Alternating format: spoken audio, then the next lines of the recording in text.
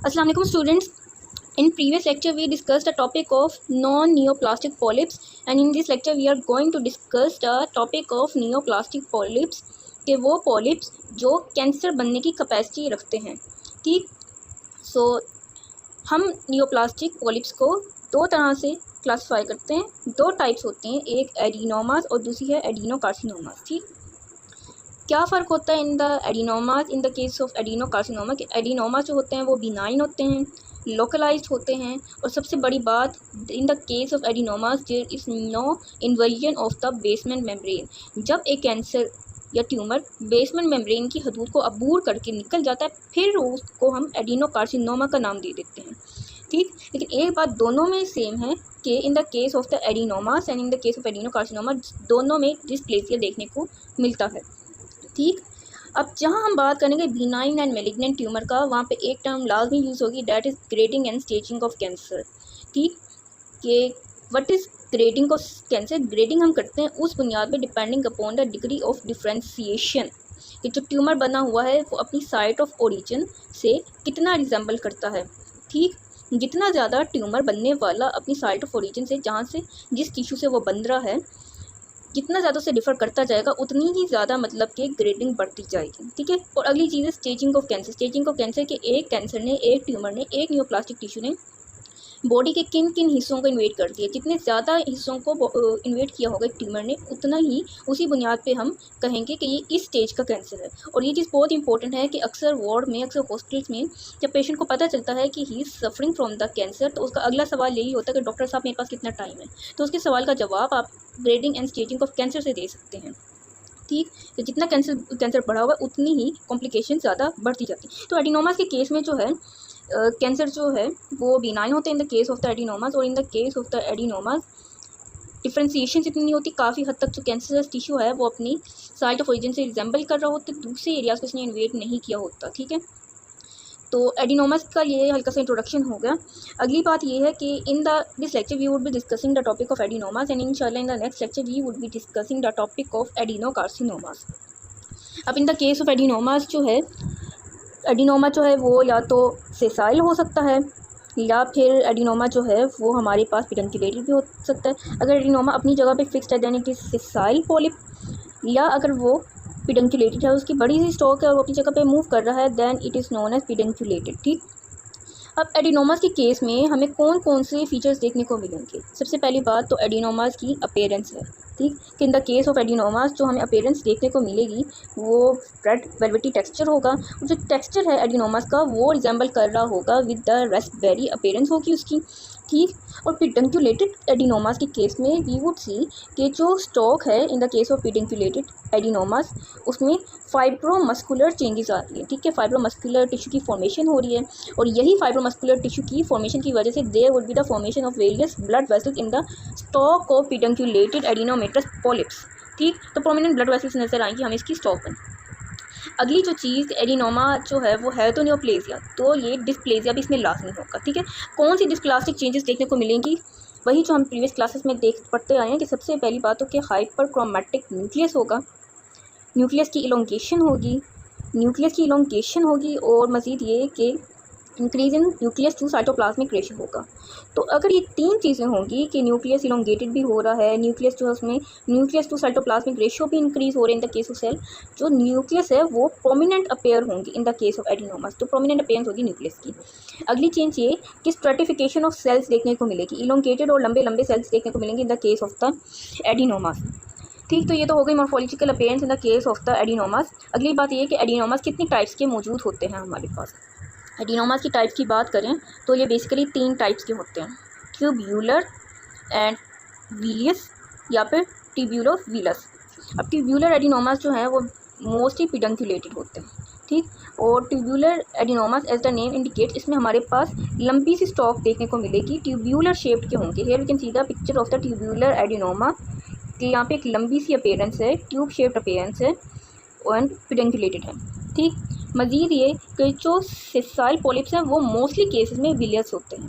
ठीक, विलियस क्या होते हैं कि वी हैव सीन के प्रोजेक्शंस होती हैं on the epithelium, and here we can see the villous adenomas, here we can see the villus in the case of the adenomas. और जब वो एडिनोमास जिनमें हमारे पास ट्यूब्यूलर भी अपीयरेंस मिलेगी, विलस भी मिलेगी, उनको हम कहते हैं ट्यूब्यूलो विलस एडिनोमास। ठीक है, अब मोस्टली तो यही होता है कि जो ट्यूब्यूलर एडिनोमास हैं वो पेडिकुलेटेड होते हैं, और जो दूसरे वाले हैं विलस एडिनोमास वो मोस्टली सेसाइल होते हैं। पिछला लेक्चर रिव्यू करें, थोड़ा सा याद करने की कोशिश करें। दैट वी हैव रेड पिछले लेक्चर में कि ट्यूब्यूलर जो हाइपरप्लास्टिक पॉलिप्स थे उसमें हमें सिरेटेड अपीयरेंस मिल रही थी, तो वही सिरेटेड अपीयरेंस हमें मिल रही होती है in the case of adenomatous polyposis. ठीक है, लेकिन बात यह है कि सिरेटेड अपीयरेंस जो है वो सेसाइल पॉलिप्स में ज़्यादा कॉमन होती है। सिरेटेड अपीयरेंस क्या होती है? सो लाइक अपीयरेंस होती है, और यही सो लाइक अपीयरेंस हमने देखी थी in the case of pedunculated hyperplastic polyps. ठीक, अब यही सिरेटेड अपीयरेंस हमें मिल रही है in the case of the sessile serrated adenomatous polyps. दोनों में क्या डिफरेंस है?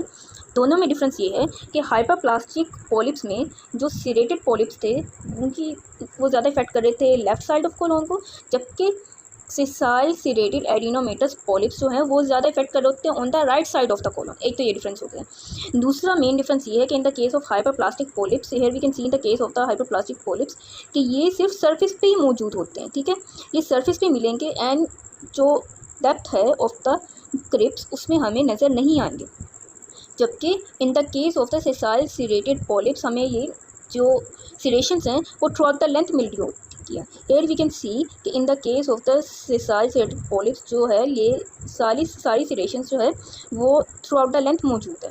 ठीक, तो ये बेसिक डिफरेंस है दोनों का। Here we completed the topic of adenomas. अब एडिनोमास के अंदर हमारे पास कौन कौन सी डिजीज़ आती हैं, कि वो डिजीज़ कौन सी हैं जिनमें हमें फॉर्मेशंस ऑफ अब जो एडिनोमा है वो हमें देखने को मिलता है in the case of the various familiar syndrome. If you talk about familiar syndrome, तो फैमिलियर सिंड्रोम क्या होते हैं कि वो डिजीज़, वो म्यूटेशंस जो एक जनरेशन से दूसरी जनरेशन तक एक ही फैमिली में मुंतकिल हो सकती हैं। ठीक, तो वो फैमिलियर सिंड्रोम्स होते हैं।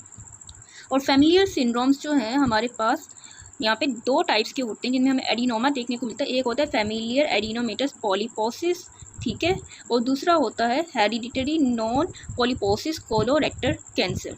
ठीक, तो पहले हम बात कर लेते हैं about the familial adenomatous polyposis. ठीक, so talking about the familial adenomatous polyposis, जैसे मैंने बोला कि ये फैमिलियर है, तो ये जो जीनेटिक म्यूटेशन है इसमें वो वन जनरेशन से अगली जनरेशन तक मुंतकिल होती है एक ही फैमिली में। ठीक, तो एक पॉलिप को, एक एडिनोमेटस पॉलिप्स को हम कब नाम देंगे कि वो फैमिलियर एडिनोमेटस पॉलीपोसिस है? उसकी एक कंडीशन है कि जब कोलोन के अंदर कम से कम 100 पॉलिप्स मौजूद होंगे विद डिस्प्लेजिया, तो उस कंडीशन को हम नेम देंगे ऑफ फैमिलियर एडिनोमेटस पॉलीपोसिस। ठीक है, और मज़ीद ये कि फैमिलियर एडिनोमेटस पॉलीपोसिस में कौन सी जीन म्यूटेशन आती है? इसमें जो जेनेटिक म्यूटेशन आती है वो होती है in the APC gene, that is adenomatous polyposis coli gene. होता क्या है कि एडिनोमेटस पॉलीपोसिस कोलाई जीन का असली फंक्शन होता है to code for the beta catenin. ठीक है, एक्चुअली ऐसी जीन होती है जो बीटा कैटेनिन जो है उस पर नेगेटिव इफेक्ट होता है इसका, और बीटा कैटेनिन जो है उसका फंक्शन होता है कि वो सेलुलर पॉलीफरेशन करवाए, सेलुलर ग्रोथ करवाए। ठीक है, तो अगर एडिनोमेटस पॉलीपोसिस कोलाई जो है उसमें म्यूटेशन आ जाएगी तो वो बीटा कैटेनिन को कंट्रोल नहीं कर सकेगा, और अगर वो बीटा कैटेनिन को कंट्रोल नहीं कर सकेगा तो बीटा कैटेनिन आगे जाके ज़्यादा से ज़्यादा सेल्स की फॉर्मेशन करवाएगी, ज़्यादा से ज़्यादा सेलुलर ग्रोथ करवाएगी, resulting in the adenomatous condition known as familial adenomatous polyposis syndrome. ठीक, सो अब हम इसकी बात करें कि ये जब अपेयर होती है, it appears in about 10 to 15 years. ठीक है, 10 से 15 साल की एज में ये डिजीज़ अक्सर ये तौर पे डिटेक्ट हो जाती है। ठीक है, अगर ये मौजूद हो तो अगर इस डिज़ीज़ को अनट्रीटेड छोड़ा जाए तो ये 30 ईयर्स तक कम से कम अपनी मेलिग्नेंट फॉर्म तक पहुंच जाती है और एडिनोकार्सिनोमा की शक्ल इख्तियार कर लेती है। तो फैमिलियर एडिनोमेटस पॉलीपोसिस की हम बात कर रहे थे, इसमें क्या होता है मल्टीपल एडिनोमास की फॉर्मेशन होती है, विच मीन्स कि एडिनोमा सिर्फ इंटेस्टाइन में नहीं बन रहा, बाकी बॉडी के मुख्तलिफ पार्ट्स में भी बन रहा है एडिनोमा। ठीक, और फैमिलियर एडिनोमेटस पॉलीपोसिस कोलाई जो है इसके अंदर हमारे पास 4 तरह की टाइप होती है। एक होती है इसकी क्लासिकल टाइप, एक होती है इसकी एटेन्यूएटेड टाइप, एक होती है इसकी गार्डनर, और दूसरी होती है टर्कुट सिंड्रोम। ठीक है, बात कुछ यूँ है कि गार्डनर सिंड्रोम और टर्कुट सिंड्रोम जो है these are actually the 2 variants of familial adenomatous polyposis syndrome. ठीक, वेरिएंट्स मतलब कि ये सिर्फ इस बुनियाद पे डिफ़र करते हैं कि इंटेस्टाइन के अलावा कहाँ कहाँ मज़ीद पॉलिप्स की फॉर्मेशन हो रही है। पहले हम देख लेते हैं गार्डनर सिंड्रोम को।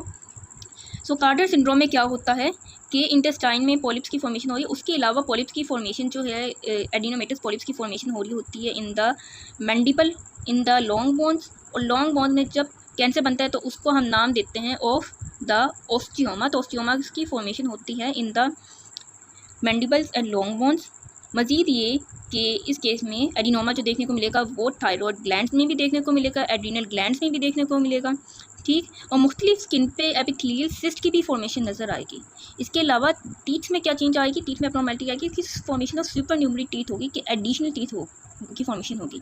नॉर्मल टीथ्स जो होती हैं उनका नंबर जो है ह्यूमन बॉडी में 32 होता है, उससे ज़्यादा होगी तो फिर सुपर न्यूमरी एक एक्स्ट्रा टीथ कहलाया जाता है, ठीक है। दूसरा ये कि रेटिनल डैमेज भी होगा in the case of the Gardner syndrome. तो ये कुछ मैनिफेस्टेशन है गार्डनर सिंड्रोम की। अगली हम बात करते हैं अबाउट द टर्कोट सिंड्रोम। अच्छा, टर्कोट सिंड्रोम में क्या होता है कि इंटेस्टाइन के अलावा कहाँ एडिनोमेटस पॉलिप की फॉर्मेशन हो रही है। In the case of the Turcot syndrome adenomatous polyp की फॉर्मेशन हो रही है in the central nervous system, ठीक है। सेंट्रल नर्वस सिस्टम में फॉर्मेशन होगी और किस तरह की होगी, to result in the formation of medulloblastoma in the case of the Turcot syndrome. So here we discuss completed the topic of the familial adenomatous polyposis. अगली जो डिजीज़ हमारे पास मौजूद है that is hereditary non polyposis colorectal cancer. Here we have the picture of the familial adenomatous polyposis, ठीक। कि in the case of the familial adenomatous polyposis हमने कहा था कि कम अज़ कम 100 डिस्प्लास्टिक पॉलिप्स की फॉर्मेशन होनी चाहिए। And here we can see the formation of numerous adenomatous polyps, कि एक ही पॉलिप की एक पॉलिप यहाँ, एक पॉलिप यहाँ, एक पॉलिप यहाँ, और इन्हीं पॉलिप्स के अंदर मजीद भी पॉलिप्स की फॉर्मेशन हो रही है which is the indication of the familial adenomatous polyposis. Here we can see के न्यूमरस फॉर्मेशन ऑफ पॉलिप्स, ठीक। अब अगली हमारे पास डिजीज़ है that is the hereditary non familial colorectal neoplasia, hereditary non polyposis colorectal cancer. अब hereditary non polyposis colorectal cancer के case में क्या होता है, एक तो हेरिडिटरी है। हेरिडिटरी मीन्स कि एक ऐसी डिजीज़ जो जनरेशन टू जनरेशन, नस्ल दर नस्ल मुंतकिल हो सके। नॉन पॉलीपोसिस मीन्स कि यहाँ पे पॉलिप्स की फॉर्मेशन नहीं होगी, ठीक, लेकिन एडिनोमा लाजमी मौजूद होगा, ठीक। तो एडिनोमा यहाँ पे किस तरह से मौजूद होगा, यहाँ पे जो मेन कल्प्रिट है वो डीएनए मिसमैच रिपेयर में इन्वॉल्व जो जीन्स हैं उनमें म्यूटेशंस हैं, कि दो तरह की जीन्स में म्यूटेशंस होती हैं कि MSH2 और MLH1। ओवल नो कि जो हमारी डीएनए की रेप्लिकेशन का प्रोसेस है वो हाईली रेगुलेटेड होता है। उसके अंदर पेयरिंग होती है कि जो एडिनिन है उसने पेयर करना होता है विद थायमिन, साइटोसिन ने पेयर करना होता है विद गवानिन। लेकिन बाज़ ऐसी होती है कि ये जो करेक्ट पेयरिंग है वो इनकरेक्ट हो जाती है, कि एडिनिन फॉर एग्जांपल पेयर कर ले विद गवानिन, साइटोसिन पेयर कर ले विद थायमिन, तो वो सही नहीं होता, तो वो मिसमैच डीएनए पोर्शन होता है। और उस पोर्शन को रिमूव करने के लिए वेरियस जीन्स मौजूद होती हैं। वो जीन्स क्या करती हैं कि इस डिफेक्टिव पार्ट ऑफ डीएनए को एक्साइज कर देती हैं, ठीक, और उस तरह से डीएनए रिपेयर हो जाता है। या उस डिफेक्टेड पार्ट ऑफ डीएनए को जहाँ पे मिसमैच मौजूद है, मिसमैच पेयरिंग मौजूद है, उसकी डिलीशन करवा देती हैं, उसको डिलीट कर देती हैं, ठीक। और ये काम जो होता है वो in DNA mismatch repair gene के थ्रू होता है, जो है हमारे पास MSH2 एंड MLH1। अब in the case of hereditary non polyposis colorectal cancer में अगर इन दोनों जीन्स में डिफेक्ट है तो डीएनए जो है उसका रिपेयर नहीं हो सकेगा। और ड्यूरिंग रेप्लिकेशन अगर खुदा ना खास्ता ऐसा होता है कि डीएनए के कुछ सेगमेंट पे मिसमैच पेयरिंग हो जाती है, कि एडिनिन ने पेयर अप करना था विद थायमिन लेकिन वो पेयर अप कर लेते विद साइटोसिन या गवानिन या इस तरह का कोई केस, तो mismatch repair part of DNA वहीं पर रहेगा, उसको एक्साइज नहीं किया जा सकेगा। और जब वो वहीं पर रहेगा तो मुख्तलिफ म्यूटेशंस एक्यूमुलेट होना शुरू हो जाएंगी। जब इतनी सारी न्यूमरस म्यूटेशंस एक्यूमुलेट होना शुरू हो जाएंगे, it would result in the cancerous condition of adenoma which is actually hereditary non polyposis colorectal cancer. अब जैसा मैंने बताया कि इस केस में जो इन the case of hereditary non polyposis colorectal cancer है, इंटेस्टाइन में, गट में, लार्ज इंटेस्टाइन में तो हमें मिलेगा ये एडिनोमा, लेकिन इसके अलावा भी इसकी मैनिफेस्टेशंस मुख्तलिफ पार्ट्स में होती है ऑफ आवर बॉडी, ठीक है। कहाँ कहाँ पे हो सकती है इसकी मैनिफेस्टेशंस, कि ये नज़र आ सकता है इन द स्टमक या इन द ओवरी या इन यूरेटर या ब्रेन या कोलोरेक्टम या एंडोमेट्रियम में या फिर हेपेटोबिलियरी ट्रैक्ट में एंड सो ऑन, ठीक। और इसमें एक इम्पॉर्टेंट बात यह है कि hereditary non polyposis colorectal cancer जो है वो राइट साइड पे ज़्यादा प्रिविलेंट होता है। यहाँ तक we discussed about the molecular defect, target gene and transmission of the two disease. अब जो है पहली डिजीज़ जो हमने पढ़ी कि फैमिलियर एडिनोमेटस पॉलीपोसिस जो है उसके केस में हमें किस तरह का एडिनोमा देखने को मिलेगा। एडिनोमा ट्यूब्यूलर भी हो सकता है, विलस भी हो सकता है, ठीक है, और फिर वो आगे टिपिकल एडिनो कार्सिनोमा की तरफ भी प्रोग्रेस कर सकता है, ठीक। Hereditary non polyposis colorectal cancer में हमें सिसाइल सीरेटेड एडिनोमा देखने को मिलेगा और म्यूसिनस का, कि वो म्यूकस सेक्रीट करने वाला होगा। ठीक। तो here we completed the topic of adenoma. अब तक हमने पढ़ लिया कि एडिनोमा जो है वो एक बिनाइन कंडीशन होती है। एडिनोमेटस पॉलिप जो है वो वैसे एक बिनाइन कंडीशन होती है, लेकिन अगर मुसलसल इसके अंदर डिस्प्लास्टिक चेंजेस जो हैं वो अक्यूमुलेट होना शुरू हो जाएं तो वो प्री कैंसरस पॉलिप बनता है, और अगर उस वक्त इसको ट्रीट ना किया जाए तो फिर एडिनोकार्सिनोमा बन जाता है, और फिर उसके बाद ये अपनी मैलिग्नेंट फॉर्म इख्तियार कर लेता है। इंशाल्लाह in the next lecture we would be discussing the topic of adenocarcinoma, and here we completed the topic of adenoma. बात यह है कि एडिनोमा को हमने डायग्नोज किस तरह से करना होता है। तो एडिनोमा, जैसा मैंने अभी बताया कि एडिनोमा जो है वो एक्चुअली फैमिलियर सिंड्रोम होता है। तो फैमिलियर सिंड्रोम को डायग्नोज करने का एक तरीका तो ये है कि अगर पहले से ही फैमिली हिस्ट्री मौजूद है किसी भी तरह की फैमिलियर एडिनोमेटस पॉलीपोसिस की या hereditary non polyposis colorectal cancer की, तो उन लोगों में रूटीन स्क्रीनिंग करवाई जाए, उन लोगों में जेनेटिक एनालिसिस करवाया जाए। तो फिर जेनेटिक एनालिसिस में अगर APC की म्यूटेशन आ जाती है या रेलिवेंट जीन की म्यूटेशन आ जाती है तो हम कह देते हैं कि the person is suffering from the respective adenoma या रिस्पेक्टिव कैंसर, और फिर उसको बर वक्त अगर पेशेंट को ट्रीटमेंट मिल जाए तो फिर बात एडिनोकार्सिनोमा तक आगे नहीं बढ़ती। ठीक। लेकिन अगर पेशेंट को बर वक्त ट्रीट ना किया जाए तो बात जो है आगे जाके एडिनोकार्सिनोमा तक पहुंच सकती है। इंशाल्लाह in the next lecture we would be discussing the topic of adenocarcinoma. This was all about today's lecture.